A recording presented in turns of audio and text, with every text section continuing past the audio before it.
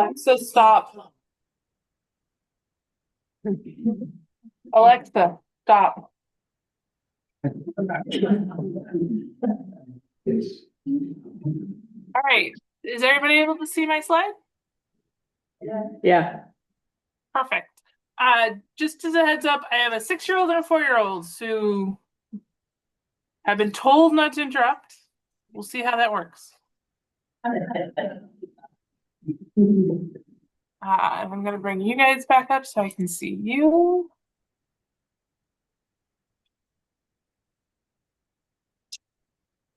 So ADU requirements for the state of Vermont's wastewater and water supplies.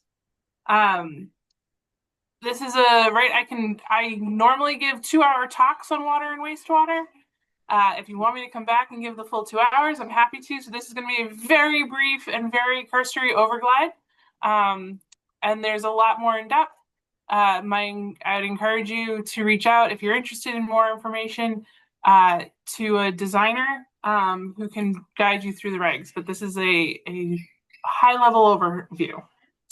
I'm Kristen Ashmikas. I work for the Department of Environmental Conservation, Drinking Water, and Groundwater Protection Division. We do both water supplies and wastewater systems.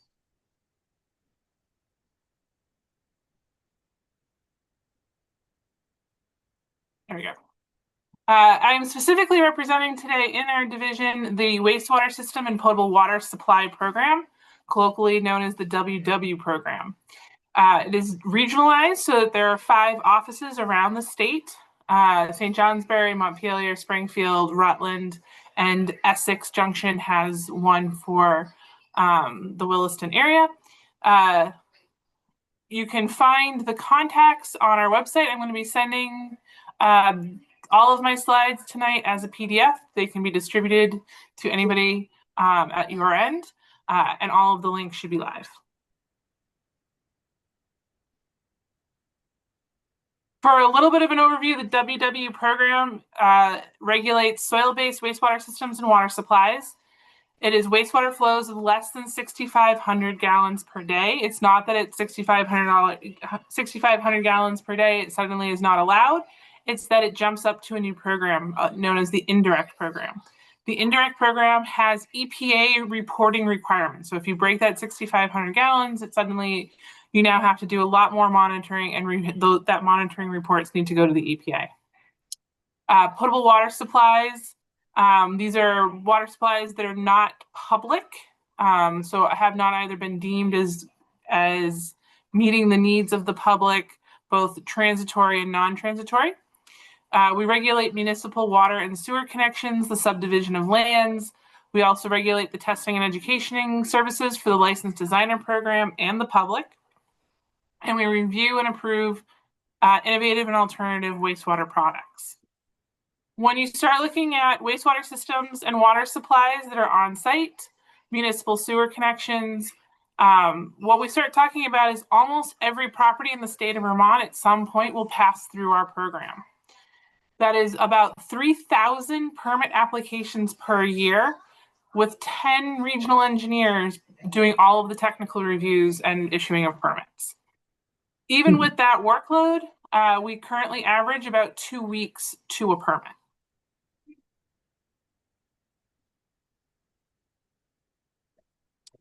So I'd like to make sure that we all sort of have a very high-level understanding of what a wastewater system is. And there's a reason why I keep using the term wastewater system instead of the more common use of the word septic, right? Septic systems are the systems of the past. Septic came from the same root as sepsis, right? Which means putrefied or containing of pathogens. Right? Wastewater systems today, and really since about 1970, have focused on returning groundwater to a state where it can be taken back up again. Right? And so that is entirely our focus. We're using the tools that Mother Nature provides in order to get groundwater there. Right? If Mother Nature hadn't figured out a way to get waste back to a natural state, we'd be living on a planet of poop. Right? With 8 billion people on the planet, 8 billion people throughout human history, all of the animals on the planet, if she hadn't figured out a way to get it back to a state of pure water, it would be a planet of waste.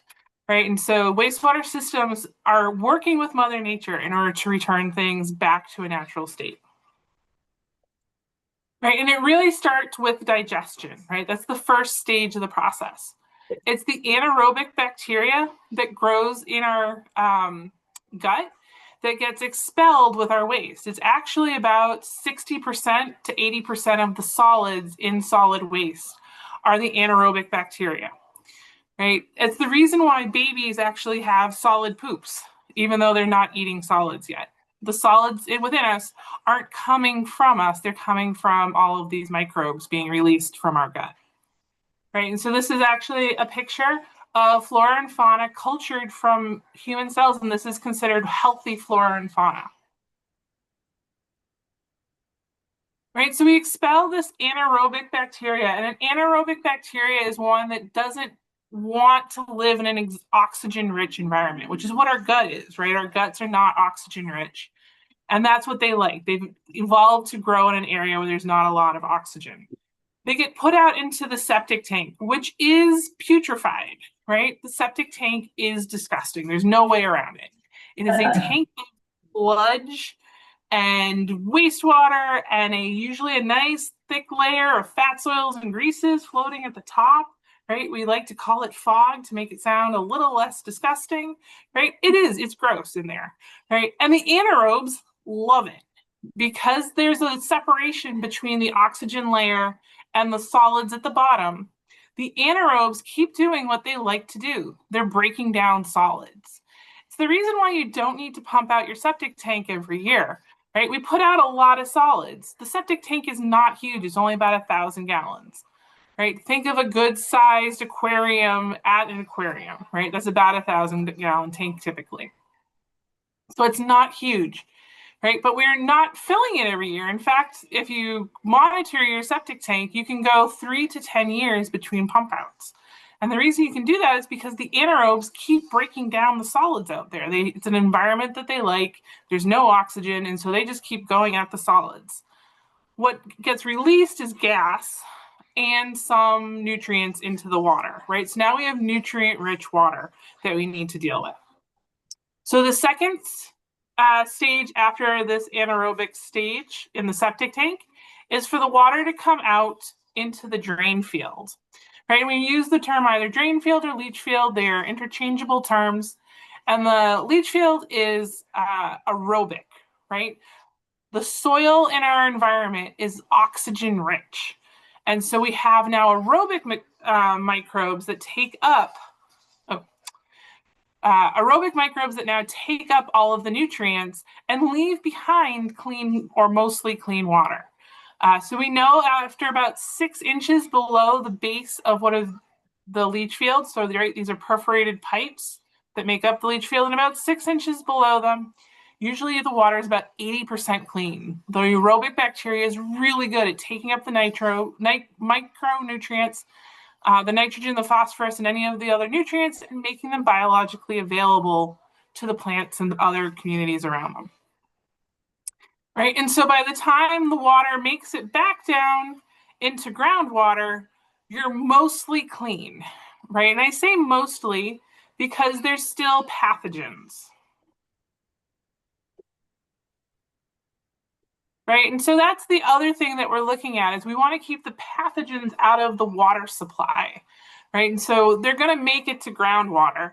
That's a given, right? We can't get rid of pathogens necessarily before it gets to groundwater. We can get rid of the nutrients, but the pathogens are going to remain. So these are the viruses, the cysts, a lot of those are going to continue to hang out. But a lot of studies have happened over the last 100 years and all support the same thing, that if you put a bunch of pathogens all together in an environment, they're really good at trying to become the top pathogen, and they do that by annihilating all of their competition.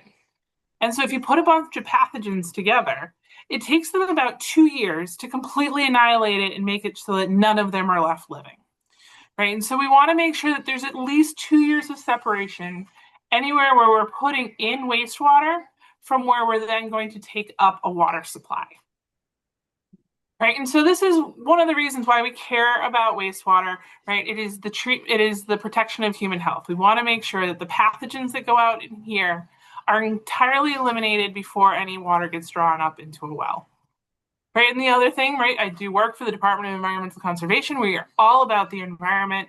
We want to make sure that the nutrients and pathogens that get put out anywhere in wastewater don't make it to surface water, right? Because once they make it to surface water, we can then have, right, it's like putting Miracle-Gro out there. You end up having algae blooms, eutrophication, the blue-green algae, all of those stuff that we want to avoid, right? So we want to make sure that the nutrients get taken up sort of within the area of the leach field and that the pathogens are eliminated before it either hits a well or hits surface water.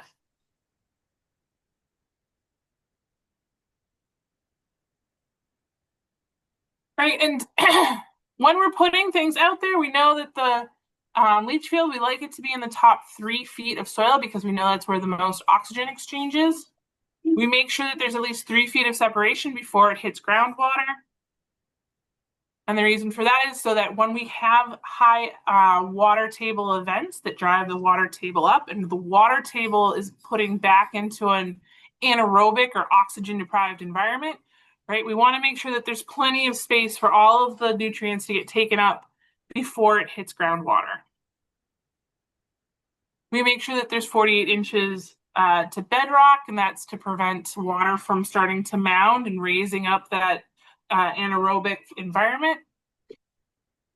All of the nutrients that go out, right, are feeding the aerobic bacteria, the oxygen-loving bacteria out in the leach field, and that's going to create what's known as a biomat. Biomats happen, right? They're what's going to naturally occur out there because they're adhering to the surface of the various stones out there and doing what they're supposed to be doing. But if we put out too much nutrients, either because of how we're using the water or how many people are using the water, right? If we start overwhelming the leach field, then we'll start creating a biomat that's too thick for water to pass through. And if water can't go down, it starts to mound back up. If it breaks the surface, that's how when we say we have a failed leach field. Right, so it's very driven on how much water and the strength of the water that you're putting out. So when we're designing wastewater systems, it's all about the soil at first, right? It's the first thing that decides anything. And I like to have this picture so you sort of get a sense of the size of a hole that we need to dig on a property to determine how the soils are. Are they amenable to a wastewater system? What size wastewater system are we looking at? It's sort of starting, right? That's all driven by this. We need to go down at least 6 feet, if not more, to determine if we have that separation to ledge, if we have that separation to seasonal high water, how much of that. We're also going to start looking at grain size when we dig these holes. So, right, the first thing we look at is we're looking at where do the microbes live. They like the oxygen-rich environment. The oxygen-rich environment is determined by this lovely rust color, right? So anytime that we have this red is what we're kind of looking for. If you don't have red, which is not uncommon, particularly in the Champlain Valley, right? You have very thin layers of the red. Some areas have no layers of red, right? That means you have water that comes up frequently enough and stays for long enough to take the iron in its oxidized state here and convert it into a different type of iron that then becomes soluble in water and gets leached away. Right, and so it's all about this lovely rust color. And I've been out on sites and landowners will say, well, maybe I don't have iron in my soil. Turns out iron is in fact everywhere. It's raining down on a cosmogenic geologic time scale so that if there was no water play involved, all of our soil would be red. If you start thinking about arches out in the Southwest, right, and a lot of the national parks out there, if you think about the Laoses in China, right, these are nice, dry, arid environments without the water present. They keep that red color forever, right? It's really the presence of water coming out long enough to turn iron into a different state and then leaching away that gets rid of the red color.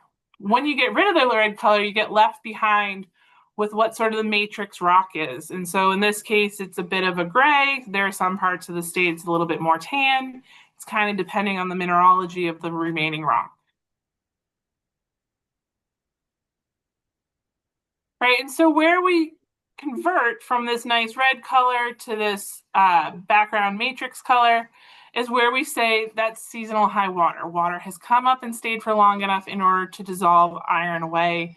It's no longer suitable. It's no longer a reliable aerobic environment for a leach field to go into place here.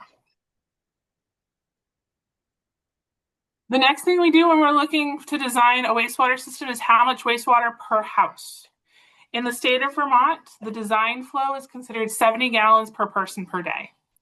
I have people who will tell me, I don't use 70 gallons, right, in a day.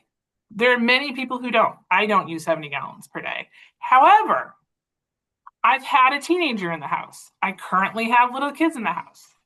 They use 70 gallons per day, right? The teenager in particular with the hour-long shower and the I must have this shirt and let me just wash this one thing in a load set at large is using not only her 70 gallons per day, she's using some of my gallonage, right? And we want to make sure that anybody who moves into a residence, it doesn't matter if you're the teenager or the 5-year-old or the 2-year-old potty training or just a regular old adult, that system is going to work for you. It's based on the number of bedrooms. We say that the first house on the property is a minimum of 2 bedrooms. Any additional house, right, so ADUs after that may come in as a single bedroom, but the first house on the property is a minimum of 2 bedrooms. And we see that there are 2 people in the first 3 bedrooms. Right? Any bedroom after that can decrease down to 1. However, if you know that you want to have more people in those bedrooms, you can come in and tell us that, and we'll work with you to find that level of occupancy.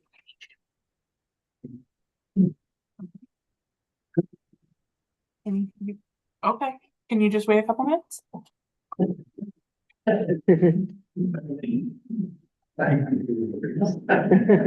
a 3-bedroom house with a 2-bedroom ADU, right? It's 70 gallons per person for 2 people in those first 3 bedrooms in the house. The next house doesn't start over with the 1. You now have to start over again with the 2 people. So it's then 70 gallons per person for 2 people for 2 bedrooms, giving you a total of 700 gallons per day.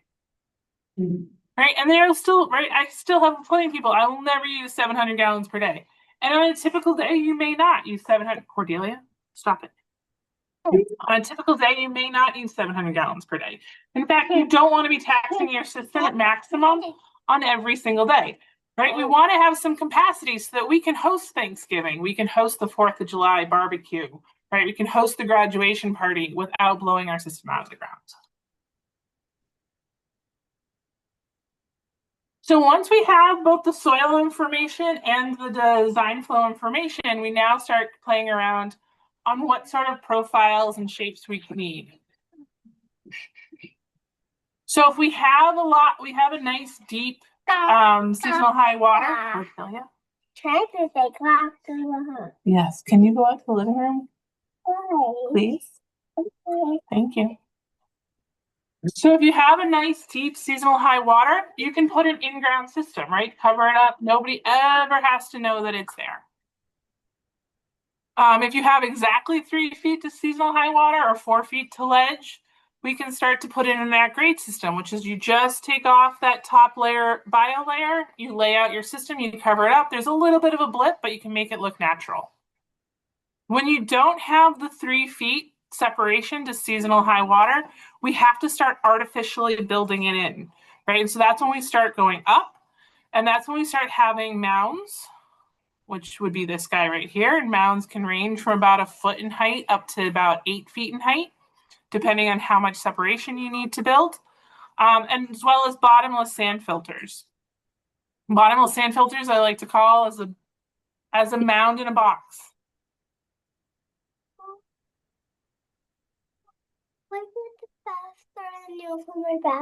No, I'll get it ready in a few minutes. I'll get it ready in a few minutes.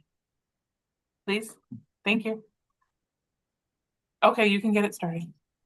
Right, and so the bottomless sand filter is a mound in a box when you don't have the space for some of these sloping sides, right, that we need. We refer to them as the toes of the mound, right? If you don't have the space for these, that's okay. We can artificially build them. Traditionally, they've been built out of pressure-treated lumber.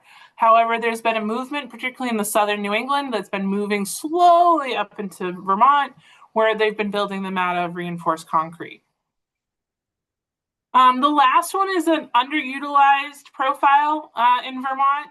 This is drip distribution. Drip distribution, instead of the perforated pipes that you see on these guys, drip distribution is essentially a garden hose that's been pinpricked every inch or so.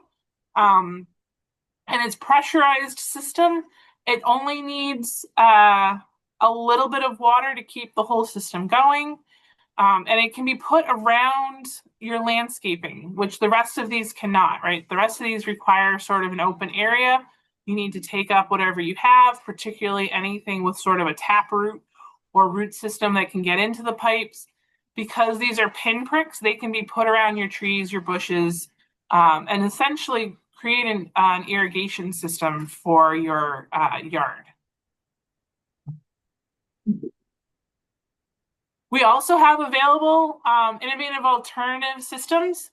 The number one classification that's used in Vermont for innovative alternative are dispersal systems. These are going to replace those stone and pipes, and so the drip dispersal sort of falls into the category of an innovative alternative. And these were designed originally, the first design is actually Presby pipes. Presby pipes were designed in northern New Hampshire, and there's a reason why. Right? There's a lot of places in Vermont and New Hampshire where we would like to put a leach field, right? It's ideal for a leach field, but there's no way to get a truckload of stone up there. There's no way to get all of the components up to that site. And so Presby pipes and the other dispersal systems were sort of created because you can hand carry them to whatever location you want to put a leach field, right? And so it really opens up the places where leach fields are possible. Right, we also have the other flavor, which are treatment systems. Treatment systems are creating sort of mini aerobic leach field conditions, right? And so the wastewater comes into these. There's some means of oxygen being added to the water and things stirred up. There's aerobic bacteria out here to gobble up all the nutrients. And what gets put out is mostly clean water, right? So this is a nice alternative, particularly in places where you want to add an ADU. And the reason why is because we're no longer counting on the leach field to do the treatments, right? The leach field only needs to now take in the water and redisperse it into groundwater, but it's no longer treating it.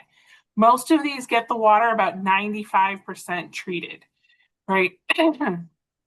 So what we have here is an opportunity to reduce the size of our leach field in some cases, or double our design flow without necessarily touching the leach field, right? So you can put in an innovative alternative system along your treatment train between your septic tank and your leach field and double sometimes the amount of water that your leach field can accept. The downside with innovative alternative treatment systems is that I tell people it's kind of like buying a car. They're typically about $10,000 to $20,000 in cost, and that we require annual inspections on these, right? Because we need them to work. And so the annual inspections, you should sort of shop around for the service provider you like, because it is your long-term relationship, kind of like your mechanic, right? And they are going to get inspected, and there are going to be parts that need to get replaced on occasion, right? There are blower parts, there's circuit breakers, things like that are going to need to get traded out on a sort of annual or regular basis. All right, so to reiterate, we do everything 65 gallons per day or under. We do all of the municipal water and sewer connections. We do all of the construction, modification, replacements of building structures, campgrounds, and associated water systems and water supplies. Right, our number one is always to protect human health and the environment. We regulate the design, construction, modification, operation, and maintenance of wastewater systems. We increase the accountability of designers and installers. If you have a problem, I want to hear about it. We ensure owners know the responsibilities and have knowledge of the system's design, operation, and maintenance. We establish performance criteria, right? We make sure in the state of Vermont that wastewater is not exposed to the air or backing up into buildings. There's no direct discharge to surface waters, and that it is not contaminating a potable water supply. And we encourage innovation and flexibility of design. We have a couple of classes of designer licensing. Class 1 designers are professional engineers who have also been certified as having soil knowledge. Class 1 designers can design anything under the rules. Class A designers are authorized to design in-ground and at-grade systems and water supplies that supply a single living unit, right? They cannot do shared water supplies. So if you're putting on an ADU and the ADU is not going to have its own individual well, a Class A designer cannot perform the work. Class B designers can do everything a Class A can do. They can also do at-grade mounds, bottomless sand filters. They can include IA technology. However, they are still restricted to doing one water supply per living unit. A Class BW designer can do shared water supplies. They can do everything a Class A and a Class B can do. They can also do those shared water supplies. So if you're looking for an ADU to be put on that's going to share a water supply, you're going to need either a Class BW or a Class 1 designer. Designers are licensed through the Office of Professional Regulation, and the official lists can be found at their website. We also keep unofficial lists at our website. And our lists also contain contact information, which the OPR lists do not. However, I can't keep up with the number of times people change licenses, so we only update our lists once a year.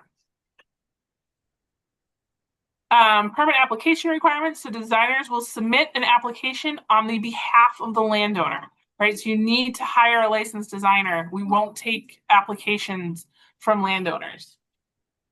The designer is going to submit to us the design flow, the soil descriptions, the wastewater system design plans and detailed drawings, right? And that's going to include things like, here's the location of the house, here's the location of the water supply, there's going to be a detailed schematic of the water supply, there's going to be information about the line going from the pump into the house. We then over here have a line going into the septic tank. In this case, it's going into a pump station, which goes into a force main out to a mound, right? They're going to separate the systems and make sure that there's 2 years of travel between the water supply and the wastewater system. And that's sort of delineated by these lines. These are the isolation zones. So this is the isolation zone around the well, which we wouldn't allow a wastewater system, so a leach field or a drain field, to go inside that isolation zone. And this is the isolation zone around the wastewater system, where we wouldn't allow a well to be drilled. What's this? We frequently have people ask, do I absolutely need to have a potable water supply? What if I want to, hand carry water out into my house or into my ADU unit? The state of Vermont has determined that, yes, to maintain sanitary conditions, we require that every campground structure and building has a potable water supply. For rental units, so if you would want to rent out your ADU, rental units are suggested to test water annually to ensure potable quality. If the potable water source is surface water into your structure, which is allowed in the state of Vermont, you may not rent your building or structure. In order to rent out a property, must obtain water from a spring, drilled, driven, or dug well. And collected rainwater may not be used as a potable water supply in Vermont. If you have more questions than I have the ability to answer tonight, you're always, again, free to invite me back.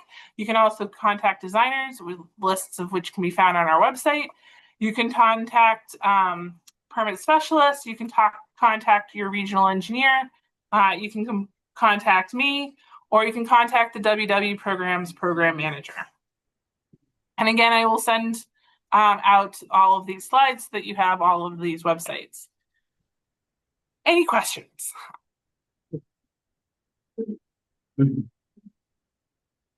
I know it's a lot of information in a very short amount of time. Well, thank you, Kristen, for presenting on short notice. We appreciate it. And if there are any questions, I will, I'll send them your way. Okay. Yeah, great.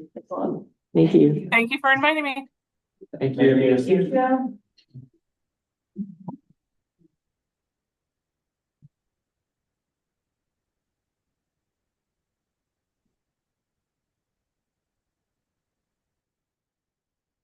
All right, so let's see.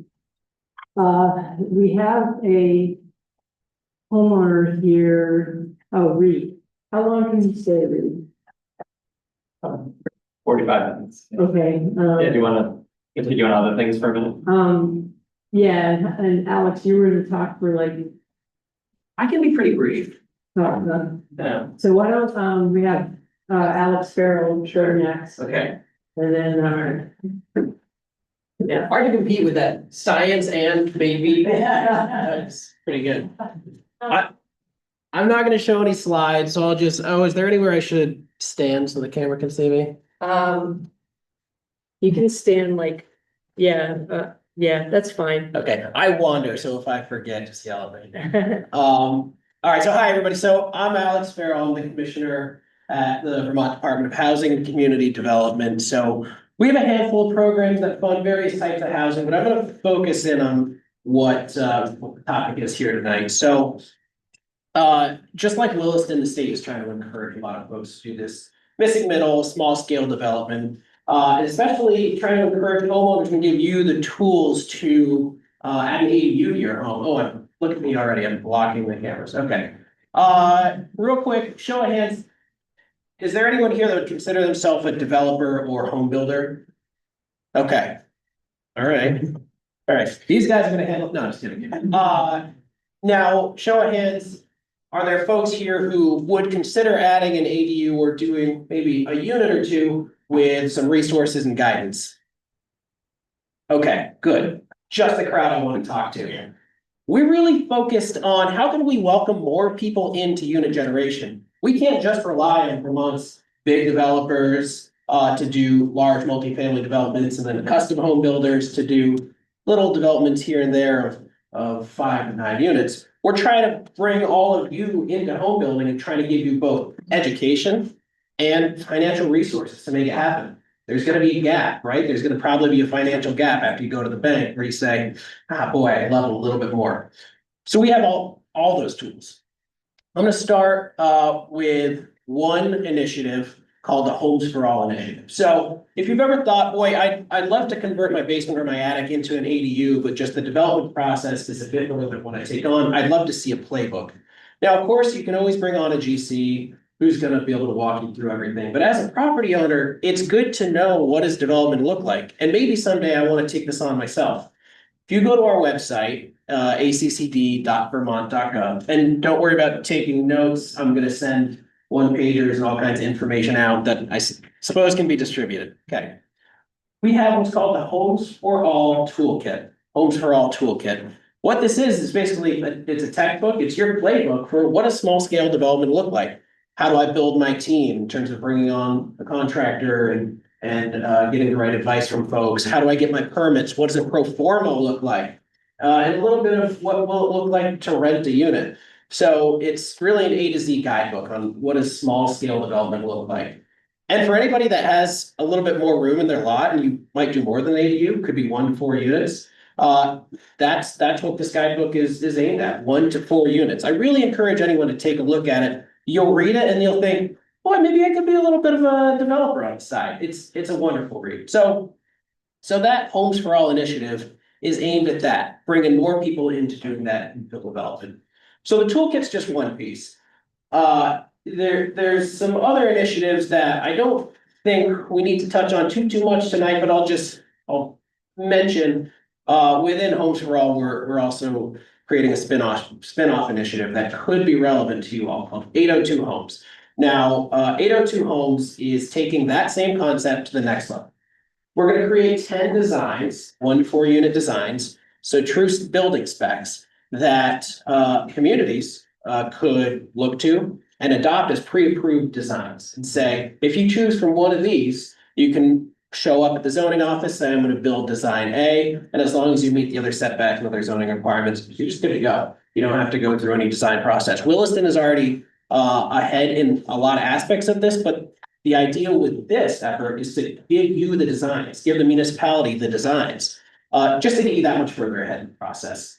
So keep an eye out for 802 Homes. That's underway right now. We're partnering with a handful of communities to pilot that. And then within the next year, you'll be able to use those designs if you decide you want to go that route. Now, the program I really wanted to talk to you all about is the one that can give you some money. So VHIP.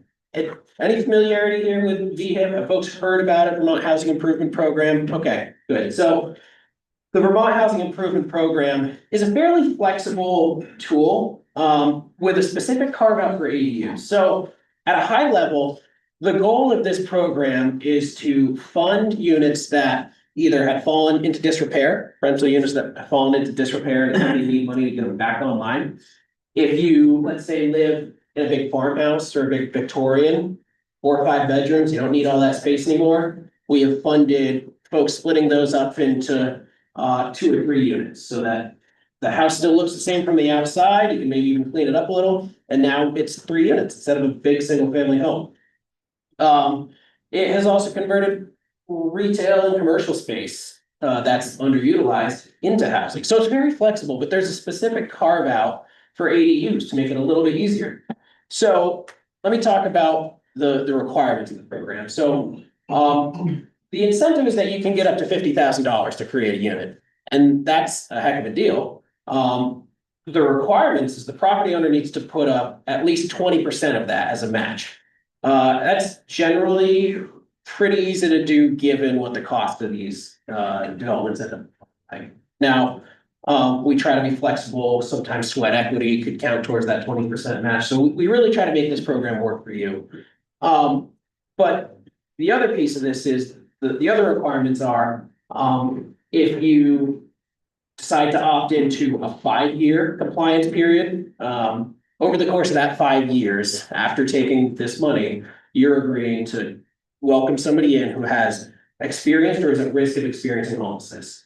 You can opt for a 10-year compliance period, so it's a little bit longer, but instead of that stricter homelessness rehousing requirement, it's just that you have to rent it HUD fair market rents. So it's slightly below what market rate would be, but it's still a good rent, and you just comply for 10 years and you can rent it wherever you want to, but at that rate. The idea is to help young folks in the workforce, folks maybe who have a voucher, anyone in that that would benefit from that sort of lower rent to get them housed. And so that's been a really popular option. Now, if you take the ADU route, it's even more flexible, where it's just that HUD fair market rent requirement, and you can just do the 5-year. You don't have that stricter requirement of rehousing somebody exiting homelessness. We also try to be flexible in situations where we hear this one a lot. Hey, I live in the main home. I want to move into the ADU and allow someone to rent my home. We hear that a lot. We can make that work.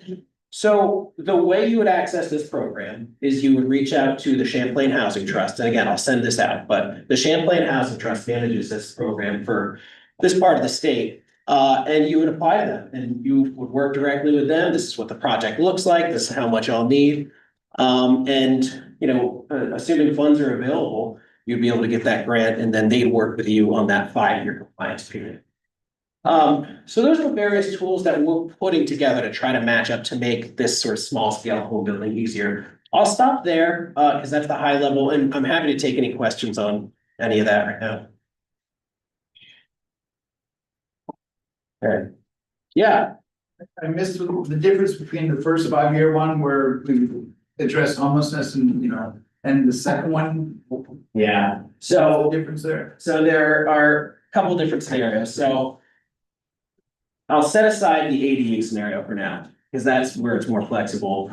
But if you're just using the VHIP to create a rental unit, you've got a 5-year option or the longer 10-year option. 5-year option is the rehousing somebody exiting homelessness. The 10-year option that isn't a requirement. We just rent to folks at fair market rents for that 10 years. And those rents do go up over that period. Now, separate scenario, if the unit you're funding is an ADU, accessory dwelling unit to your home, you don't have that homelessness requirement and you don't have to do the 10 years. It's just a 5-year and it's just 5 years of HUD fair market rents. And there's a little bit more flexibility with who you rent to. We try to make it work, understanding, sometimes folks might be trying to make accommodations for family or things like that. So we try to be flexible there. But yeah. Is that a grant program or a loan program? So it's structured as a grant.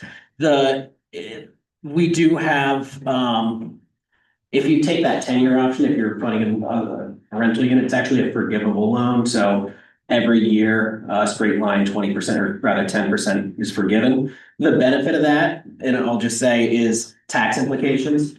When you take that grant, that's taxable income.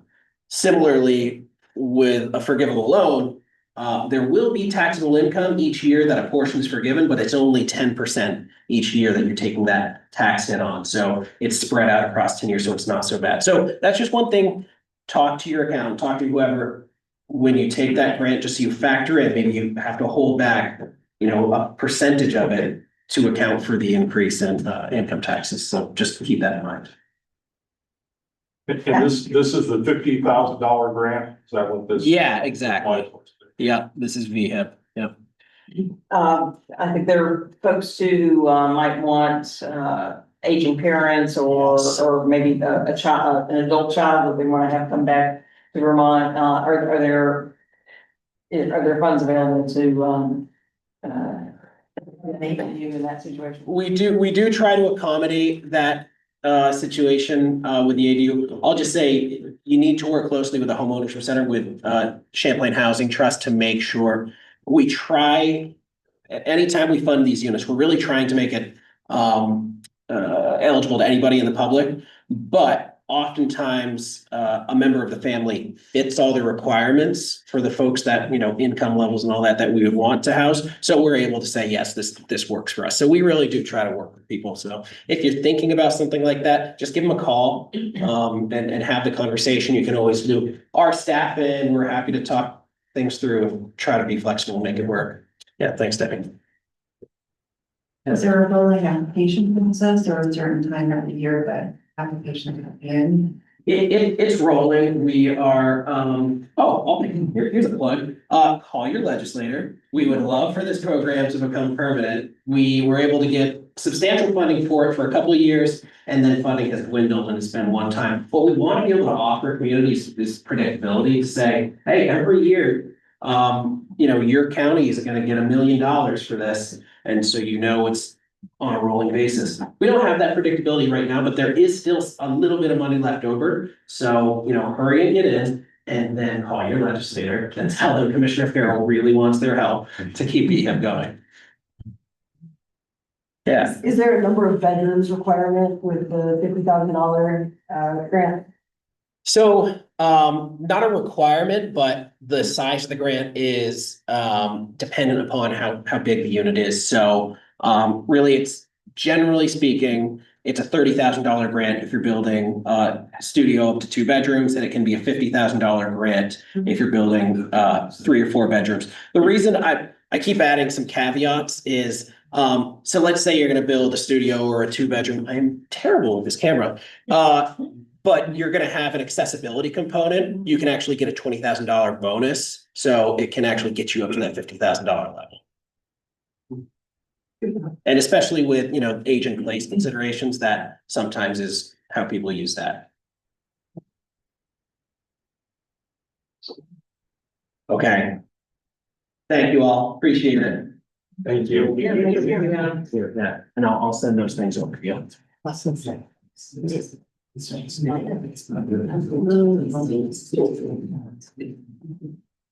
All right. Well, did you want me to cover project or? Sure, yeah, that'd be great. So now we have come to the part of our program where we're going to share some local, experience here. And I've got a bunch of your slides up there, and, you know, I don't You know. wanna make it full screen and not the. Oh, yeah, absolutely. And, Yeah. Is it okay if I just take your seat and? Yes. And click? Whoops, hold on. There we go. If Melinda gets pictures up, I can introduce myself. My name is Reed Carr. I see some friendly faces in the crowd that I know. I like to say I'm a lifelong Williston resident, although I did leave Vermont for 6 years after college.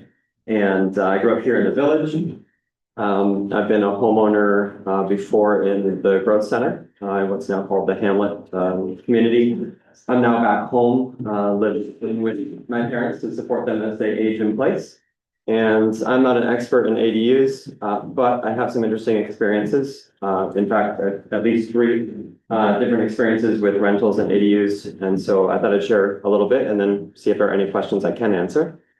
I can't claim to be the expert on these things, even within my family. My father rented out an apartment over top of our home for, I want to say 20 plus years that he owned it. And I believe it was an apartment when he purchased a house as well. So this is our home. This is a weird angle, but that's because the entrance you see with the little cedar tree on the right-hand side is an entrance around the back of the house. And that's how the renters were able to get to the upstairs unit. So they went upstairs and the whole upstairs of the house was a separate unit.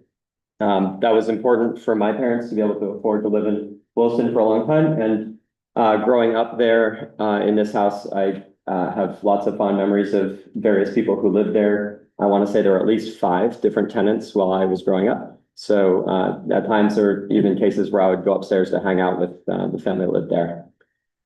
This is here in the village in Williston.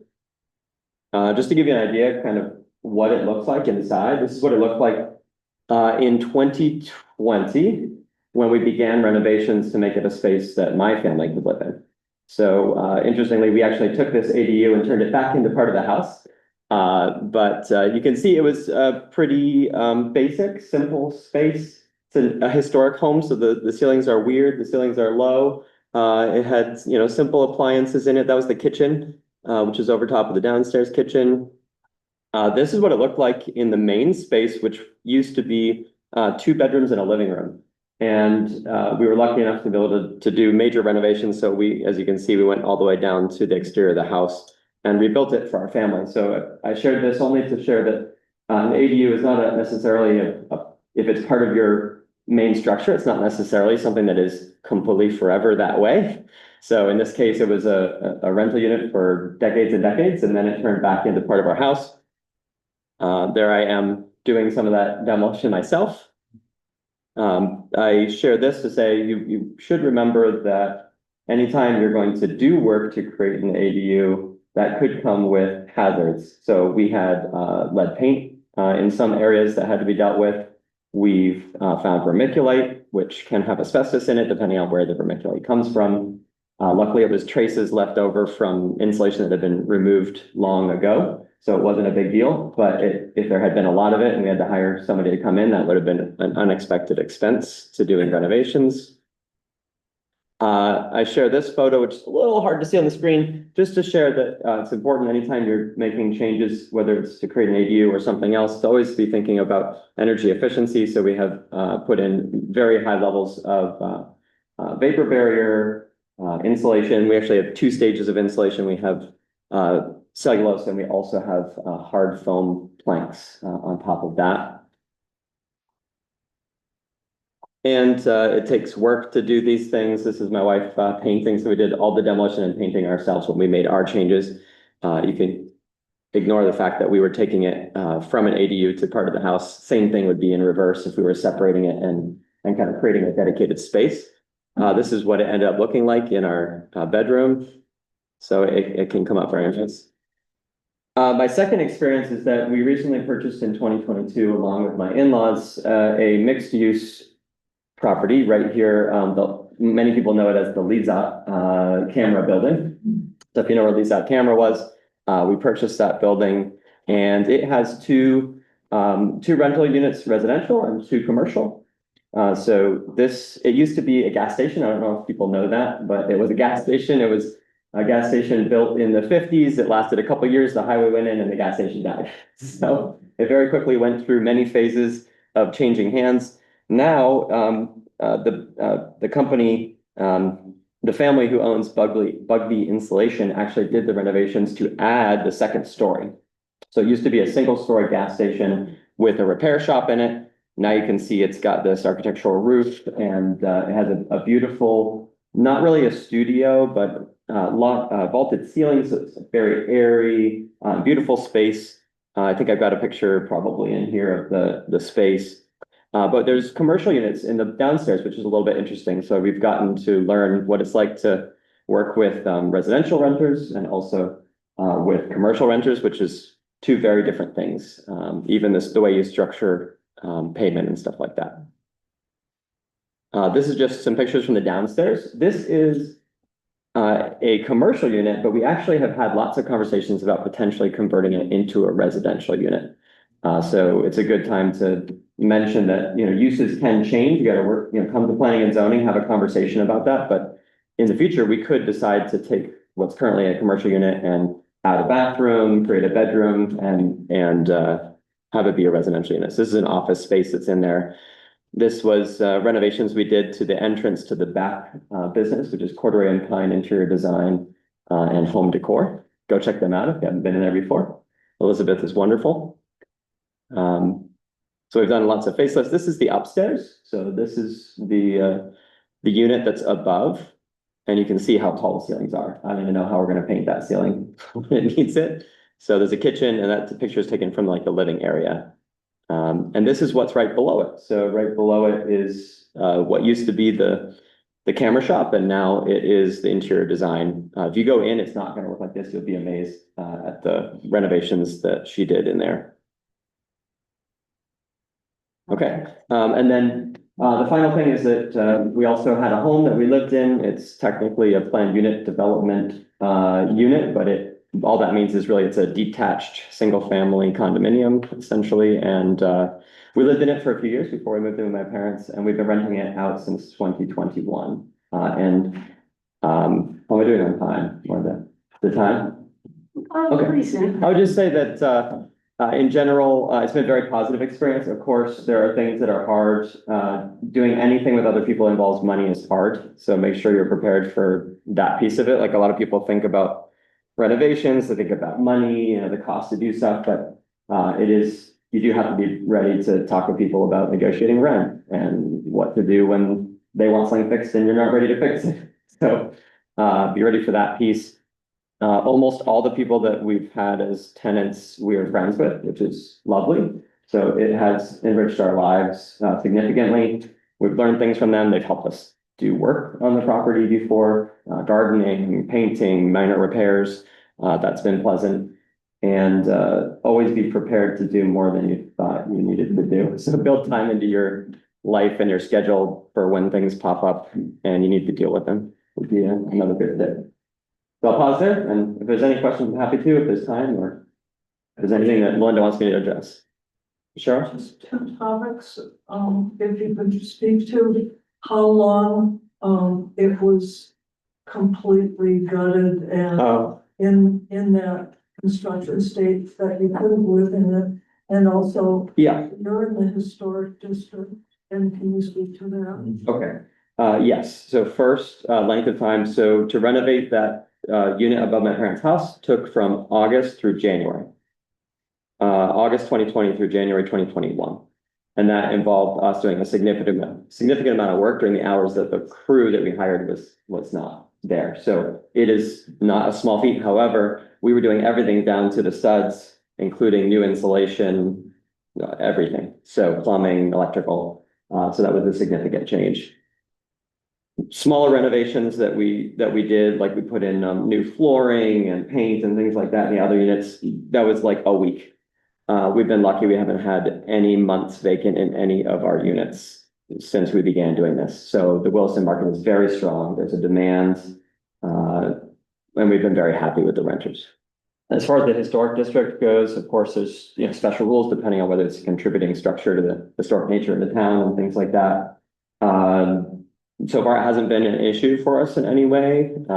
My home is a contributing structure. The mixed-use property is not. However, there is a historic barn, that's the other housing unit, and I think it probably technically would be, depending. It's just a process, so just know if you think you might have a contributing structure to the historic district, make sure you talk to planning and zoning. They'll walk you through whether it is or not, what steps you might need to do.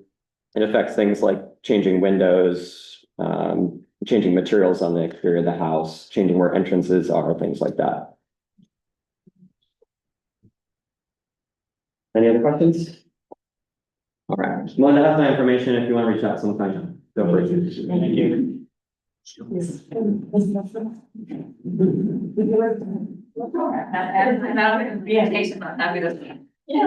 Yes, we have one other, Williston who can talk about, ADU experience. Hi, everybody. My name is Lauren Miles. I live just outside the village. And we recently did an ADU at our house.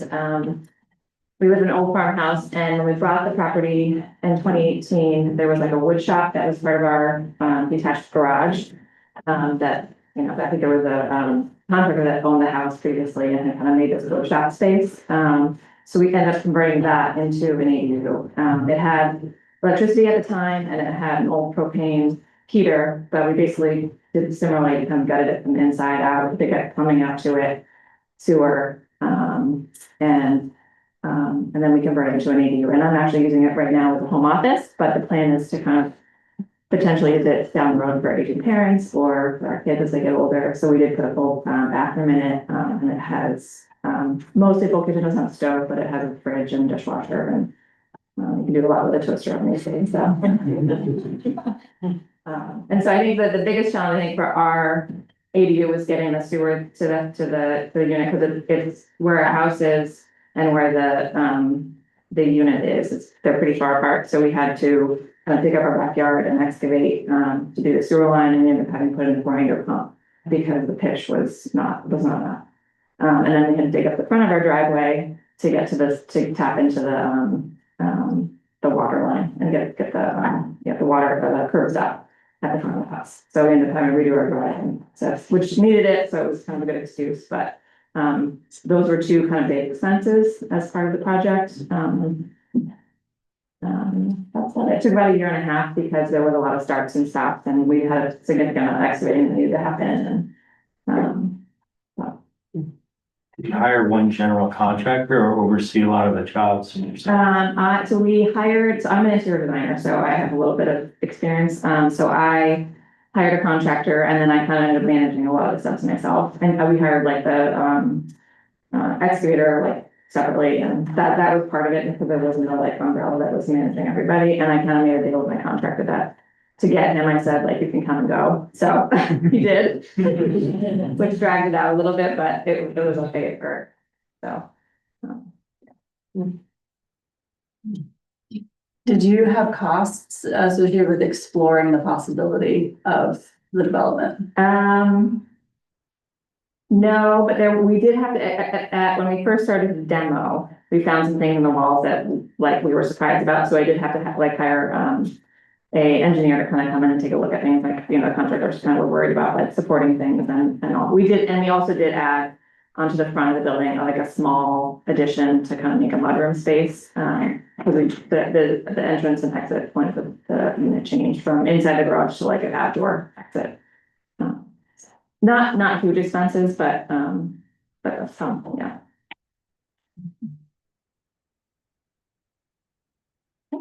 Thank you so much. Thank you. I would just say one thing about upfront costs that you were just asking about, is I'm in the process of putting in an ADU, so, you know, I don't want to jinx it. I hope it's gonna be a success story. But all the stuff about the wastewater and the water was, you know, because I live in the rural part, and I have my own septic and my own well, and that was just a nightmare. And so the best thing I did though was hire an engineer, Trudell. Well, it used to be Trudell, now it was bought out, now it's called Bowman Consulting. It's just Sinclair Park, and that fellow was worth his weight in gold because he didn't cost me that much actually. But I just hired him to see if it was at all feasible. And he negotiated with the state, you know, with the office, the one that we heard from and did all, and, you know, as you saw from her presentation, it's all so complicated and it's so heavily regulated. And he navigated all of that for me and got the permissions that I needed. And then I was able to go ahead. So one thing I learned was that he was really, really important.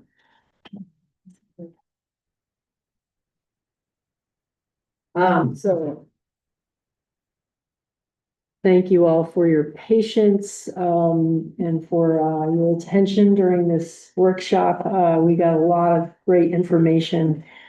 So for future workshops, we are happy to host, some additional workshops if there's interest, in these topics that you see or in other topics of interest. Yeah, thank you. And we'll answer questions if you have any. I also put this list of resources up there and, again, we'll be posting this slide deck, on our website, and also sending it out, or sending you a link to anybody who, signed in and gave us your email. And I also want to say that, there's some builders in attendance tonight. So I don't know if you want to just like briefly introduce yourself. I don't know. There's Sure. definitely. Okay. Hi, everybody. I'm Asa Carlton, and this is Rebecca. We're with New Frameworks. We're just based in Essex Junction, and our company, we're a 20-year-old design build company. We used to do custom work pretty much exclusively, and because of affordability and kind of a combination of the housing crisis and the climate crisis, we said, how can we do more better for people? So we decided to create some pre-designed buildings. They're modular buildings. So we have little flyers of them. They're different square footages. Some of them are accessible for, aging in place. Some of them are 2 stories. There's different things. So we build them in our shop in Essex Junction. We also have tours if anybody wants to come and like see what we do and how we make it. And we do also do tours of our buildings that are around in Chittenden County as well. We'd be happy to talk to you if you have questions. Yeah. Where's your development in Essex right now? Whereabouts? Oh, no, it's our shop where we build the units. Yeah. Mm-hmm. Cool. Great. Thank you. Nice to meet you all. Thanks for having us. Thanks. Yeah. Thanks, Ace. I'm Tom Wilson with Mountain Tree Company. We're based out of Lincoln, Vermont. And we're kind of following in Ace's footsteps. Trying to work as well to meet the need. And working to develop off-site built ADU units that can be brought in and landed on site with less disruption. And working to launch a few models, and we have some information over there if you're interested. Yeah, so does anybody have any questions they'd like to ask? Got one. So we live in Brentwood, so a lot of that Brentwoods, all the Steiner developments have homeowners association rules. Do the ADU state town rules override those HOA rules, or if you guys? So I believe that since 2021 or I can't remember when, I don't think that you're allowed to exclude ADUs. Do I have that right? But maybe previously, if there are any rules that that existed previously, then they would still apply. So anything, so if So you're allowed attached, like I know Southbridge has some attached. Yeah. ADUs. Mm-hmm. I'm not sure what the HOA rules say, but it is really important to look into your HOA rules and covenants to make sure that they don't exclude the ADUs or the, if you want to develop a duplex or anything on your property that's allowed. Can I just add, Melinda, that from my experience with HOAs, you should be looking for your declaration would be the document that would outline that. The rules and regulations generally are process and clarification oriented, and your bylaws will be like how the association functions. So it's the declaration document to go check, and any amendments to it. Thank you. One more thing, I'll just make a plug. Through Melinda and one of her colleagues in our office, we actually have an intern from the University of Vermont right now working on a project to start to try to catalog restrictive covenants in Williston by subdivision. In part so that we can, as policymakers and people who inform policymakers, better understand where the opportunities are and where someone might run into a challenge, whether they're creating an ADU, looking at further subdivision, or adding another unit to their property. So that work has started. It's probably going to be ongoing for at least a year. Some likely products of that: number one, we'll have that information, be able to give people better information back, because that deep research is kind of time consuming for people to do. Yeah. Number two, we can start to look for opportunities to reach out to homeowners associations who, you know, can come together and change their rules if they want to. It takes a lot of agreement amongst a lot of people, but you know, as you can see by the town's investment in an event like tonight, we think housing is really important, and there are a whole lot of components of the solution. One is just to give people information, and we have not, I don't think to my knowledge, had somebody who wanted to build an ADU who ran into a lot of problems with their covenants. We have had people who wanted to subdivide or turn a single into a duplex, who come to find out they always thought they just owned a lot in Williston, but it's actually part of a subdivision from 1962, and lo and behold, there's a covenant. So we are trying to get ahead of that and help people gather that information, but until we get it done, spend some time in the land records, take a look at your declarations, and, you know, make sure you ask those questions as well. It is important to understand. There are also maybe things in your subdivision, if you're in one, like architectural standards or rules for driveways or parking or how many vehicles can be there, things that zoning generally doesn't touch. So it's a good piece of homework to do. Can you say more about the distinction between ADU and subdivision, and sort of like, are there ways to design an ADU with future subdivision in mind? Yeah, you certainly can. So to the first part of your question, the distinction between an accessory dwelling unit and doing a subdivision to create a second unit is largely comes down to owner occupancy on the property. So the regulatory requirement, if you're just getting an ADU, is that you're going to continue to live either in the primary or the secondary unit on the property. So you can't move out of state and rent both out and stay within the law for that ADU. Other things like the size of the ADU used to be more restrictive, even in Williston. They've since been made quite a bit less restrictive. So it used to be people would arrive at a conclusion that their main house wasn't so big and they could only build, a 300 square foot ADU or something. And the law has changed to require allowing minimum size. Williston actually went above and beyond that a little bit. So you could build two things that are exactly the same size as one another, and one is the primary and the other is the ADU. And as long as there's owner occupancy on site, that's fine. It stays an ADU. A lot of the distinctions when we go into something that's more like subdivision, I want to buy a house, turn it into a duplex, it's an investment property, I'm adding units.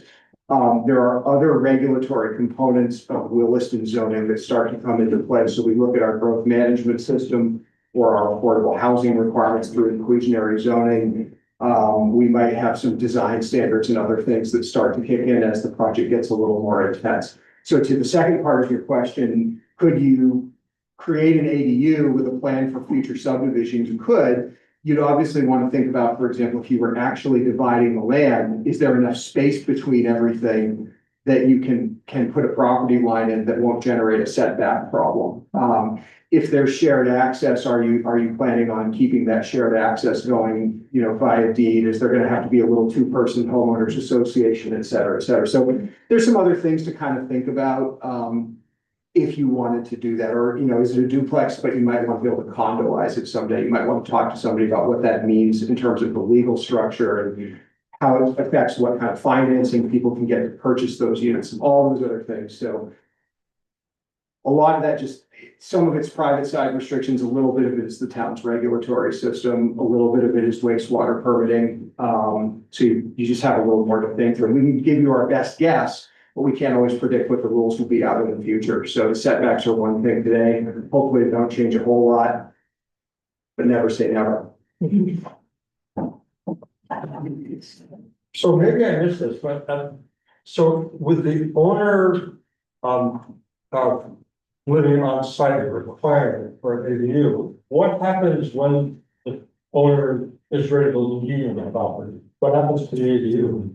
So, whoever buys that property, if they're gonna continue using that, as an accessory dwelling unit, they would have to maintain that requirement. is- Okay, so that can be transferred with Yeah. ownership, Mhm. okay.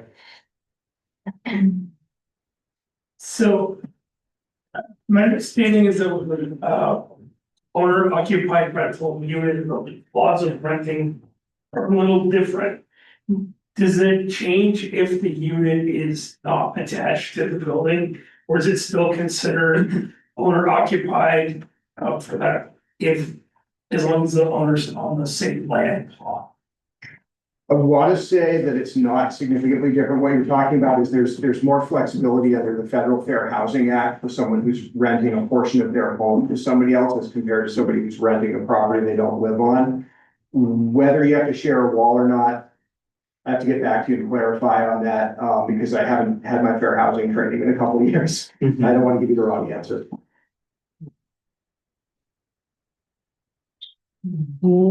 Question? Does the updated legislation override the original Act 250 permits for the subdivisions? Meaning that when they didn't allow, like we've gone to see properties in Williston first, we ended up getting the built as a duplex and the previous seller bought it as a duplex and that it's always supposed to be a single family home. So we had it converted actually to a single family. The irony of the flip side of that. So, does the original Act 250 permit that only allowed single family dwellings on a particular lot? Does the new legislation override that original Act 250 permit, or is that just part of the additional research that has to be done? It's very likely that the permit would have to be amended. Okay. In other words, it's not automatically overridden by anything that's changed, but what has changed in state law is what can be allowed, both under the systems managed through the state of Vermont, as well as, we've had some things that apply to us locally. But, what we do with local zoning is when somebody wants to come in and change something and maybe alter or remove a condition of approval, what we're looking at is that condition of approval, critical to the compliance of that project with today's rules? Is that condition of approval necessary anymore, given what today's rules are? And someone who wants to make that change may find themselves subject to, new and different rules. The setback is different, but now there's a landscape buffer, something like that. So we spend a lot of time as a staff helping people navigate those things when they want to change something that already had a permit. So if we're in an area that had an Act 250 permit, it's still gonna have to go through a process to change that, even if. There could be a law adopted that invalidated portions of past permits, but we haven't seen anything like that yet. I work for the state too, so I'm trying to figure that out. Well, thank you, everybody, for coming. If you want to hang out, we're happy to answer questions. But I guess we'll call the workshop officially over and we'll hang around for another half hour. Talk with us or anybody else. Thank you.